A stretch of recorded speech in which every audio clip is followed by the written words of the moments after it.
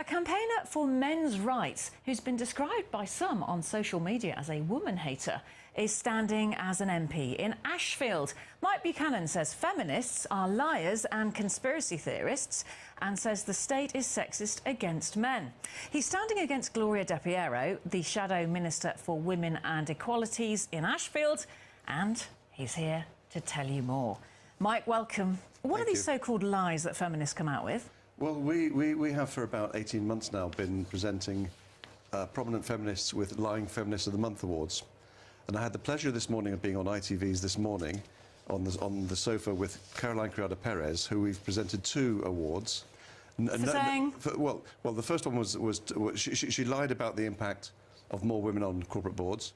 And by that you mean that this claim that women on corporate boards improve profits? You don't think that's true? Well, it's not that I don't think it is. All the evidence says that that is not so. Well, so we challenged her, and she has had no response.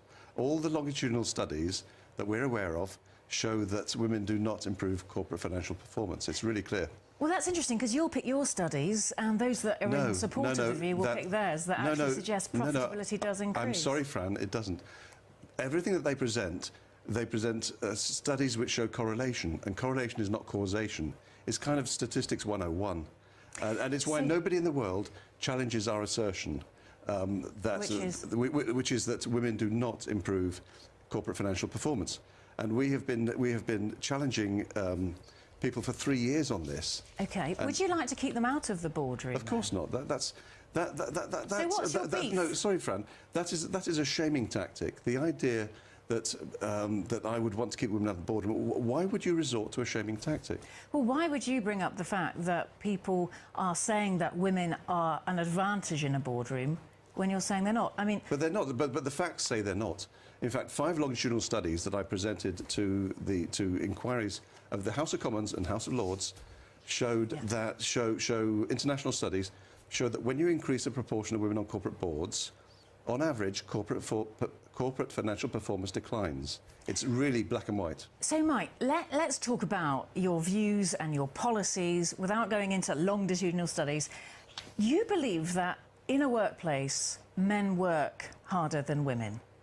It's not what I think, Fran. It goes back to a study or a report in 2000 by Dr. Catherine Hackim, a world-renowned sociologist, and she published a paper in 2000 called Preference Theory.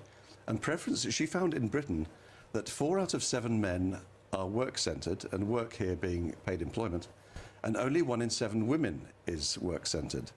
Women want balance in their lives. Why does that suggest that in a workplace a man is working harder than a woman? That simply says that, given the choice, a woman would like to look after children more than men, perhaps? Well, of course. Well, why does that mean that women don't work as hard?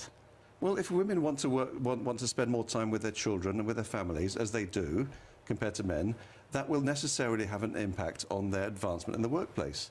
You know, choices have consequences, and women have to realise that if they want to spend more time with their kids and family, which I applaud, there's no reason they shouldn't, but they then cannot expect to be 50% of FTSE 100 directors. OK, interesting point. Let's go on to one of your policies, which suggests that when awarding custody to men or women, men should have half the time with the children, women should have the other half of the time. Yes. How does that fit with 4 out of 7 men being work-centred and 1 out of 7 women? Well, if you look through that, again, it's one of 20 areas in our manifesto. But the idea is that's a starting point. But these men, if they're centred on their work, you are assuming that men want to have primary care of children for half of the time. No, it's a starting point. But the reality is, for most men and women with children, that they will come to, or could come to an accommodation where the woman spends more time with the children, and there's no problem with that. So we're perfectly happy with that arrangement. I mean, men and women can come to arrangements, but the point I'd like to make here is that the family court system currently denies fathers access to their children. 95% of parents who don't get to see their children are fathers, and that is emotional abuse of children fathers and grandparents. And you'd like to see that redressed? I'd like to see the emotional abuse of children, fathers and grandparents redressed. Yes, I would, Fran. And finally, you don't believe that feminists have a cause. You think that it's outdated and redundant. In fact, we are sexist against men. No, Just 10 seconds left to make that point. Of course feminists have a cause, and their cause is female supremacy, and they are driven by misandry, which is the hatred of men. You've chosen Ashfield to stand in. Why is that? Because it's one of 3 highly marginal seats, adjacent highly marginal seats near Nottingham. And it's, as you say, Gloria De Piero, Minister for Women and Equalities. And the sheer name, you know, Minister for Women and Equalities, is absurd. There is no minister for men. So you think there's inequality, but actually men are the victims of it? Yes, indeed. I mean, our election manifesto shows 20 areas where men and boys are disadvantaged by the state, by the state's inactions, by the state's actions and inactions. And for 5 years now, I've been asking feminists to point me to one area where women and girls are disadvantaged by the state.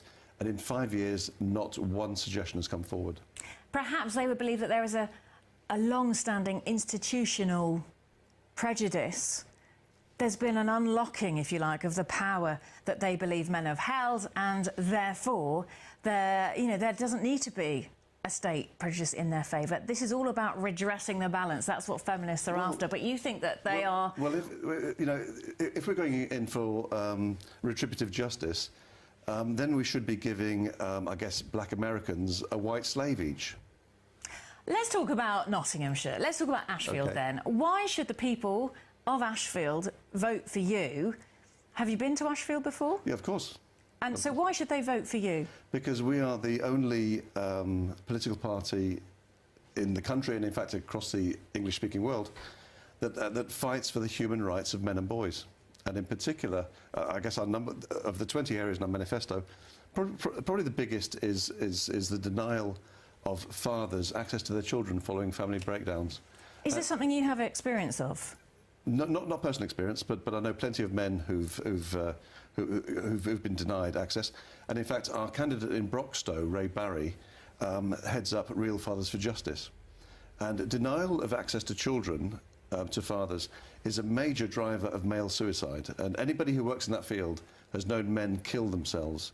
But it is also emotional abuse of children who don't see, boys and girls who don't get to see their fathers, of grandparents who don't get to see their beloved grandchildren, and that's one of the reasons we have so many female supporters. You acknowledge that men are more concerned with working in their lives, more work-driven, yes, work-centred, yes, than women, yes. And on that basis, you say that therefore women don't work as hard. No. I'm saying not That's as what many you said women. today, Not as many. half an hour Not ago. as many women work hard as men. 4 times as 4 out of 7. While they're in the workplace. Yes, I mean 4 out of 7 British men are work-centred, and only 1 in 7 British women. That has to have consequences for. What does work-centred mean, though? When it comes to the thing that most gives you pleasure, is that what the question is when it's work-centred? It's to do with paid employment. So I'm still not clear. You're saying that women have a desire to be at home more than men? Yes, it's perfectly Women have a desire natural. to look after children more than men? And yet you want men to have custody of children in equal proportion to women? No, we went through this before.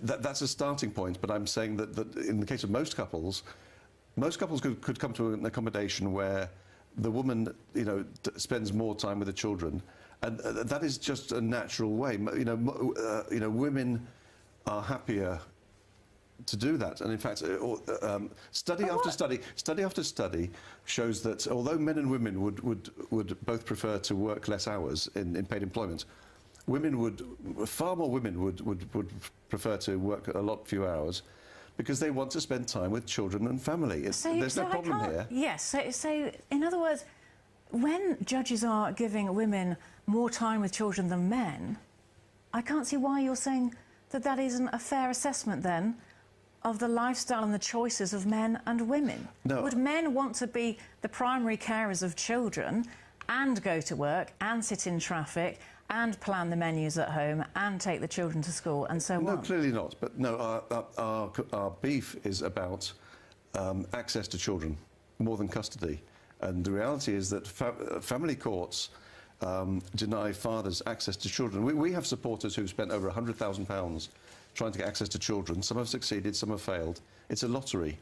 OK. How many men can afford £100,000 to see their children? It is cruel. Mike, I'm sure we'll talk some more and the voters will make their own minds up. Thank you. Thank you.